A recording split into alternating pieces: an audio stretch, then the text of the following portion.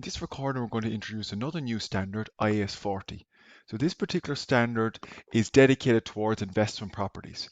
So that's an important distinction between an investment property now and property, plant and equipment.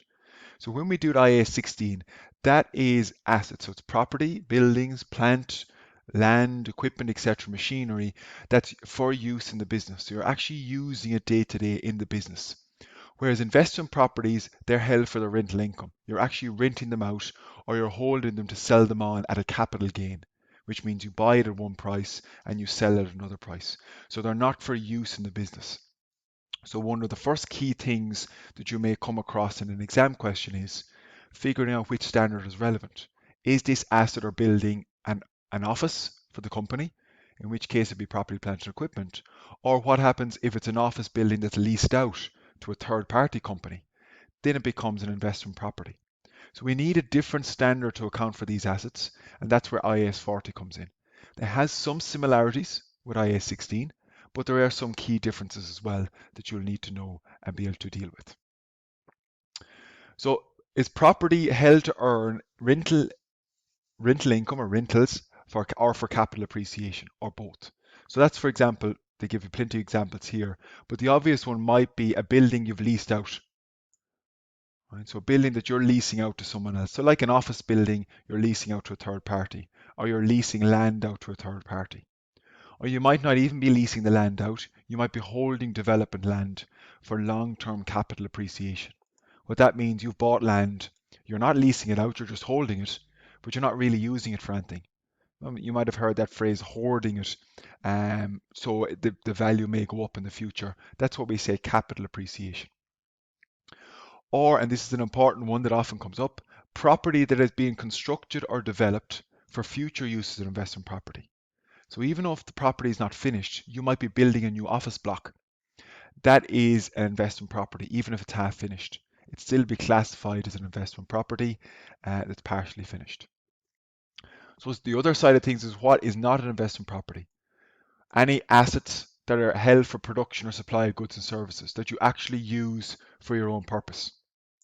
Either admin purposes, like an office building, or a factory that you're using for your production process. Property that's held in the ordinary course of business, watch for that. Some property companies, like the house builders, they build houses, that's their inventory, that's IAS 2. They build a house, they sell it on. That's their business model. Or property that is leased to another entity under a finance lease, that would be IFRS 16. So if you lease it out under a finance lease, you're technically what's called a lessor there, so it's a different rule. Now you won't come across that in AC 220 because you won't cover leases until next year. The only ones that you'll come across is it might be IAS 16 if it's actually for use within the current business, or it might be IAS 2 if the business model of the business, such as a building developer, means that that asset, that property is actually inventory, it is not an investment property. The other complication we have in real world is, well, what happens if there's a dual use or a partial use property? So for example, a company might, and this is typical enough, a company might own a 20-floor skyscraper as its head office, but it might only occupy a certain number of floors because it only needs a certain level of space. And then they let out the rest of the floors to third parties. So in this case here, you can have a portion of the property, which is IAS 16, i.e. the portion that's for your head office, and you can have another portion of the property that's an investment property under IAS 40. So IAS 40 says that a portion of the property can be classified as investment property if it can be sold or leased out separately. And that's the key point. So for example, this would qualify because each floor could be sold separately or they could be leased out separately. Otherwise, the property can only be classified if the owner-occupied portion is insignificant. So what we mean by that is, if you have a particular property that has partial use, but it cannot really be sold separately, it's all the one building, well then, for all intents and purposes, it will be IAS 16. And the only reason it won't be IAS 16 is if the owner-occupied portion is insignificant, i.e. less than 5% of the property. Right, so that is an unusual one. Typically, the owner-occupied portion will be a significant amount, unless you have an exception like the example here, where a company might own a block of flats and lease them out, but it might hold a small management office, which is owner occupied. But that is very insignificant in the grand scheme of the investment property. So that might be a little exam question that could come up, where you might have partial use, and you have to decide, is it IAS 16? Is it partial IAS 16, partial IAS 40, or is it all IAS 40? And it will depend on the circumstances that we explain in the question. So classification is one of the first key issues we deal with in IAS 40. Another thing we come across, practical thing, is about the level of ancillary supports. Now, it's not a huge issue, but where the level of ancillary services is significant, then the property cannot be classified as an investment property. Now, this is particularly in office blocks or hotels. So, for example, here, if a hotel is leased out, but the ancillary services are a significant portion because you might manage the hotel as well. You'll run the hotel, run the ancillary services, then it cannot be classified as an investment property. It's essentially going to be property, plant, and equipment. So if you lease out a hotel, but you also offer a lot of ancillary services, you do the maintenance, you do the security, and it turns out to be significant. Now, again, that significant is a subjective term, but you have to go and look at guidance from the standard, and there's illustrative examples as well that would be available in a more real world scenario.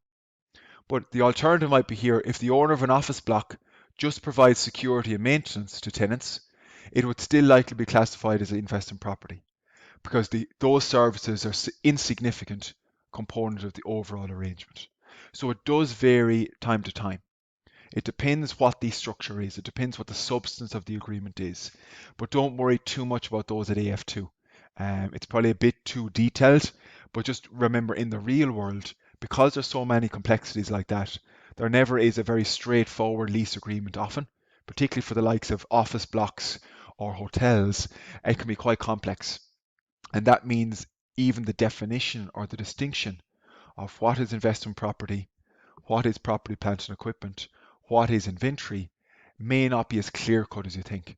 And we need guidance from that. And each of the standards would provide examples and they'd provide support to help companies distinguish which one it should be classified as.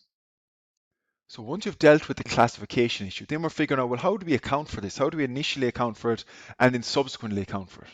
Well, the initial recognition of an investment property is the exact same as IAS 16. You only recognize the property when you're going to get probable future benefits from it, from owning it, and that the cost can be reliably measured. That's the general definition of any asset in terms of recognizing those in the financial statements. You include all initial costs incurred. So if you've, for example, construction costs, if you, for example, tax costs and getting it up and set, the initial painting of it, all those costs directly attributable to the asset. And you might flag there as well, that could include IAS 23. If you're building that investment property over a significant period of time, similarly where you can capitalize borrowing costs for property, plant and equipment, it could qualify here as well. So there is a link between all these. And also if you do subsequent improvements, replacing a major part of the property or refurbishing and improving it, it also is allowed to be capitalized similar to IAS 16. So once you're finished initially recording it, so you'll debit all the costs to investment property, you'll credit bank, you have to then decide, well, what do I do after that, the subsequent accounting? And remember in IAS 16, we have two models. We have the cost model and the revaluation model. Well, the cost model here is the exact same. You're going to recognize it at cost, you're going to depreciate the investment property over the useful life. But the revaluation model is different now than the fair value model in IAS 40. There's the key difference. And the key thing here is you must apply this to all investment properties. The logic is here you can't pick and mix which properties you want to, investment properties you want to fair value, which you don't. Because what will invariably happen is the companies will only use the fair value model for the investment properties that have gone up in fair value, and they won't use it for the ones that have gone down.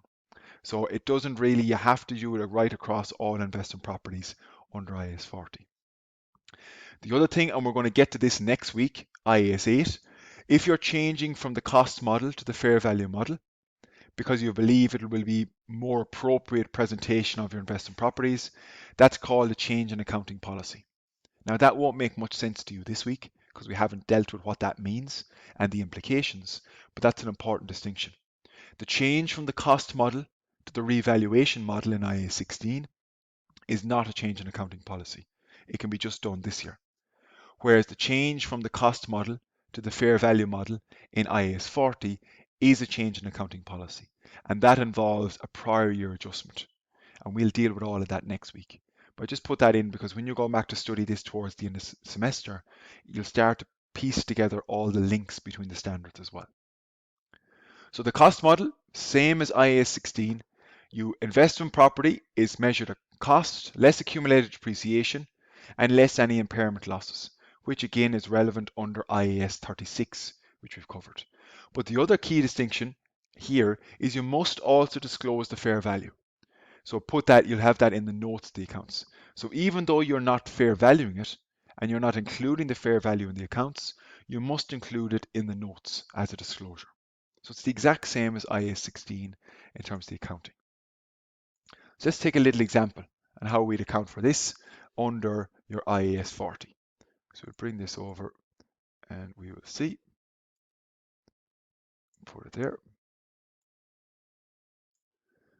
So H purchased the property for the purpose of generating rental income on the 1st of January 2019. So at that date, it would have been debit investment property and it would have been credit bank. Nothing more complicated than that. 3 million, 3 million. Let's make this a bit bigger. That's as you would do normally. Useful life of 30 years. Residual value at 30 years is 1.2 million, known as your scrap value. They've decided to adopt the cost model and the fair value at the end of that year was 3.2. So you're going to debit depreciation in the SOPL for 2019, credit accumulated depreciation for the investment property. And how you're going to calculate that, just be careful. Very similar to the way you do for IAS 16. You are going to say 3 million minus 1.2 million, which is the residual value. So the depreciable amount, like you do in IAS 16, 1.8 million divided by 30. 60,000 per annum. 60,000, 60,000. Net book value at the 31st to 12th, 19 is 3 million minus 60k. Right? 3 million minus 60k, which is going to be your 2.94 million. 2,940,000. That's how you show that's your net book value. This fair value, even though it's increased, is not shown in the financial statement itself. It's only disclosed in the notes to the accounts. So you will have a note for investment property and you will say the fair value at this date is 3.2 million. But when it's the cost model doesn't update the fair value. It just charges depreciation like IAS 16. So there's a lot of overlap there with your IAS 16 as well. Right, so hopefully that makes sense. There's actually nothing new there in terms of the cost model. However, if you choose the fair value model, one big distinction between the revaluation model in IAS 16 and the fair value model is there's no depreciation. All you do each year is you revalue at the reporting period, and any gain or loss in revaluation goes straight to the P&L. There's no revaluation reserve. There's no clearing out accumulated depreciation, because there's no depreciation charge in the first place. So it's a much simpler approach to getting your accounting for the fair value model. Much simpler than it is in the revaluation model under IAS 16. Right? The valuation themselves, IAS 40 does encourage getting an independent valuer. So you'd have to do that each year, and you have to disclose if there was an independent valuer involved, and if there wasn't, a statement to that effect. So when you're looking at the notes of the accounts, the company must describe how they came up with their fair value for investment property, because again, that's going to have a big impact in terms of the valuation of assets. And they have to disclose if there was an independent, like an estate agent used to value it, and if not, they have to make that statement as well. So it's again, give more information to the users of financial statements. Where are these figures coming from? Where are they getting the fair values? Are they reliable? and what impact will they have on the financial statements. So if we go back to the previous example and we bring it up here, same example we had before, how would that change if it's the fair value model? Well, if that was the case, all of this would be taken away. We would not have, and I'll put a strike through it, we would not have depreciation, even though we have the useful life, the residual value. Depreciation is irrelevant for the fair value model. All you would do at the year end, it's quite straightforward, debit investment property, tidy that in a second, credit the SOPL, gain. 200k, 200k. That's all you do. All you do is you say it's gone from 3 million when I bought it, the cost, up to 3.2 million. That's a gain of 200k, bring the investment property up, and recognize the gain of the P&L. Usually you'll put that into other income, or you could net it off against admin expenses if you wanted to, if it wasn't material. Usually if it's a material or significant amount, it's given its own line item, again for transparency for the users of financial statements. So it's much more straightforward. There's no revaluation reserve, no complex rules if it's a revaluation up and then a revaluation down, and no depreciation. It's much more streamlined, and that's a different way of accounting for it than you would have been used to in IAS 16. And remember, one of the core reasons there's a difference there, some of you might be asking why. Well, remember, in IAS 16, the core purpose of those assets is to use them day to day in the business. So the fact that they're going up in value, it's not really core to the business. So we don't show those as real as gains in the P&L, we put them to the OCI. But the logic of investment property is that's a deliberate decision to hold this property for rental income for capital appreciation. Right? It's not held day to day for the normal run of the business. So that means any losses or any gains, they're a core part of the business performance. So they should go into the core P&L. So there's a key distinction there where revaluation gains are they're just a supplement to the core use of the asset, which is day to day in the business, a factory, an office block. Whereas for IAS 40, that's a deliberate decision to actually hold the asset for that purpose. So that means it should go into the core P&L and impact your core profitability. Just to understand why there's a difference between them. It's all around the core purpose of holding them and why you have them there. Disposal is the exact same as disposal under IAS 16. You get rid of the asset. So if it's the cost model, you get rid of accumulated depreciation and you get rid of the cost. If it's the fair value model, there's no accumulated depreciation. So you're just getting rid of the investment property line. And then the gain or loss is the difference between the two. Exact same as we're doing in IAS 16. So it's just about doing a couple of practice questions, but it's not a huge leap at all. And the gain or loss goes straight to the P&L, like it would in IAS 16. So overall, the accounting for IAS 40 has an awful lot of similarities to the accounting for IAS 16. And anything that's different is actually easier. The fair value model is simpler and more simplified than the revaluation model. So we've dealt with a couple of things there so far. The classification of IAS 16 and IAS 40, getting that right. How to initially recognize it. You recognize it at cost, and all the rules in terms of which costs are allowed to be capitalized. Your capital expenditure is the same as IAS 16. Then subsequent accounting, you have two choices. The cost model, again, similar to IAS 16, or the fair value model. That's the one that's much more simpler and easier to apply than the revaluation model. One of the last key things that you want to watch out for is transfers. It doesn't happen always, but it can happen in certain entities where an asset, take for example a property, is transferred from IAS 16 to IAS 40, or it could be transferred from IAS 2 to IAS 40. So we need certain rules here. So it's not unreasonable that property can be transferred between these. So for example, a company that previously used an office block as its head office decides to move, but decides to keep that office block and rent it out to third parties. So that office block was IAS 16, it's now going to become IAS 40. Right? Or you might have a building company that previously used an office block and now is deciding to sell it on, so it's going to become part of inventory because that's their day-to-day business. So it's not unusual here. And watch for questions you can get at the odd time an exam question where you have a transfer from IAS 16, owner occupied, to IAS 40, or maybe vice versa. You previously rented out a head office to someone else. Now you actually need that for your own staff. So your tenants are let go and you're going to occupy it now with your own staff and it's going to become IAS 16. So these rules, they're clear in IAS 40 how you apply them. So the first thing is an investment property becomes PP. So for example, an office block that you had previously rented out to third parties, you now think, hold on, I need this for my growing staff. I'm going to now, the tenants let go once the contract is finished, and I am going to occupy it myself, use it as a head office. So the rule here is the fair value at the date of change. So up until the date of change, it is IAS 40 because it's investment property.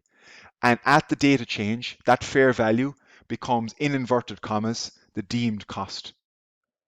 So once you take over that as PPE, you transfer it from, you credit investment property and you debit property, plant and equipment. And that fair value at that date becomes the cost going forward. So up until the date of change, you will treat it as IAS 40. So when you fair value it at that date, all of that gain or loss goes to the P&L because it's still investment property until it transfers over. After that, then it is IAS 16, and you'll either use the cost model or the revaluation model. So the date of change is important. If investment property becomes inventory, so for example here, it's only allowable if entity plans to redevelop the property before selling. So what we mean, for example, you take an investment property, you might have owned a shopping center. You then decide, hold on, I'm going to modernize this shopping center. I'm a developer, and then I'm going to sell it on, or I'm going to run it. Then it becomes inventory. So it's less frequently. It's rare you'll see this in AF2. But what would happen again is the same. It's the date of change. You fair value the investment property at the date of change. Then you debit or credit the P&L like you would in any fair value adjustment in IAS 40. And after that, that fair value becomes the deemed cost, which you'll use for IAS 2 rules going forward. Right? So at the date of change, you will credit investment property and you'll debit inventory with the fair value. But up until that date, you will treat it as IAS 40. The other one, property, plant and equipment, becomes investment property. Again, up to the date of change, it's still IAS 16. And at that date, you will revalue it up to its fair value. So you'll apply the revaluation model in IAS 16. So at the date of change, say it's the 1st of July, you will revalue the property, plant and equipment under IAS 16. So you'll use your revaluation reserve rules. Once the 1st of July comes, you will then get rid of the IAS 16, credit property, plant and equipment, and you'll debit investment property. And then the investment property will be used under IAS 40 going forward. So the rules are quite clear. Up until the date of change, you apply the original standard, whether it's IAS 16, IAS 40. After the date of change, you just transfer the assets, debit and credit, and apply the new standard. And the last one then, an inventory that becomes investment property. So you apply IAS 2 up to the date of change. Any difference between the fair value of the property and its previous carrying value goes to P&L. So you will fair value the inventory at the date of change, which is something you might not be used to. You'll debit or credit inventory to bring it up or down to its fair value. And from that day then, after that, it becomes IAS 40. You credit inventory to get rid of the inventory and you debit IAS 40 investment properties. So there's different combinations there. The odd time you might see it in an exam, but you're essentially just applying the rules of IAS 16, IAS 40, or IAS 2. So it's not a huge leap, and you will see some of those in your question pack as well, in question pack 11, just for a bit of practice. But again, it's not a big leap. It's essentially the basic application of standards that you've already covered. But just remember, that's another key practical consideration when you're dealing with IAS 40 is you can have transfers within assets. And we've come across that before with IAS 41, agriculture. Whereas at a point in time, you change from IAS 41 at the point of harvest to IAS 2. So there's your key differences then. IAS 16 does cost or revaluation model. IAS 40 does cost or fair value model. The cost models are the same. The revaluation and fair value models are different. And we explain the reason for that because here, any revaluation gain is really just a supplement to the core use of the asset. Whereas in IAS 40, you're holding a deliberate decision to hold that asset to make a profit or loss on the sale of it or to earn capital income. So that's a difference of why we have a different treatment then. This goes to core profitability. This is kept outside it, seen as an unrealized gain. So we can have a look at IAS 40 in the model financial statements that are up on Loop. They'll give you a good idea of how disclosures might happen. Not every company will have investment properties, but again, there's quite a normal type disclosure. It's not a huge issue, and it's quite similar to IAS 16 as well. So if we go to the model financial statements, which I have open here from your Loop page, you can see in the model ones, page 14, the statement of financial position, it has a line for investment property, and it says note 20. And if you go to note 20 then, just page 101, you'll see investment property.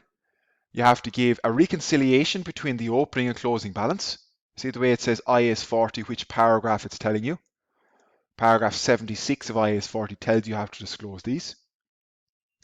And also down here, they tell you, for example, the fair value of the property has been arrived at on the basis of a value carried out. You name the valuer, whether they're independent, and how they've been determined. All required under IAS 40 paragraph 75. And remember, when you are taking fair values, as a lot of you have dealt with in the continuous assessment, IFRS 13 requires disclosure as well. So did you use level 2 or level 3 inputs in determining those fair values? So there's a nice link between different standards that we're covering right throughout the semester and last semester as well. So that's your IAS 40 disclosures in terms of the different levels and what inputs you use to determine those fair values. Right, so again, they're giving you how they valued it, the approach, and the different inputs that they've used. So for those commercial properties, that's a link between IFRS 13 and IAS 40. And they've also said here in terms of IAS 40, have they pledged any investment property as security? What's the rental income? And is there any contracts for maintenance as well for those investment properties that they may have entered into? So they are only kind of ancillary disclosures. The main disclosures you're interested in is you have to reconcile between the opening and closing balances. That's for last year, and that was for this year. And you have to give a disclosure around how you got the fair value and what models were used to determine the fair value of the properties, and was it done by an independent valuer. All of that's coming from IAS 40, and it's linked to IFRS 13, which is a general standard for fair value disclosures. So again, that just gives you information around disclosures, whether you use the cost model or the fair value model. The model financial statements there assumes the fair value one, and details around how that fair value has been determined. And the one exception we're talking about from before is even if you don't use the fair value model, you use the cost model, you still have to disclose what the fair values are. So that's a key requirement because you want the user of financial statements to see what's the fair value of this investment property, regardless of whether you hold it at that in the financial statements or not. So that's an added requirement over and above what you might be used to in IAS 16. The differences between the international accounting standards and the UK and Irish GAAP. Section 16 of FRS 102 deals with it.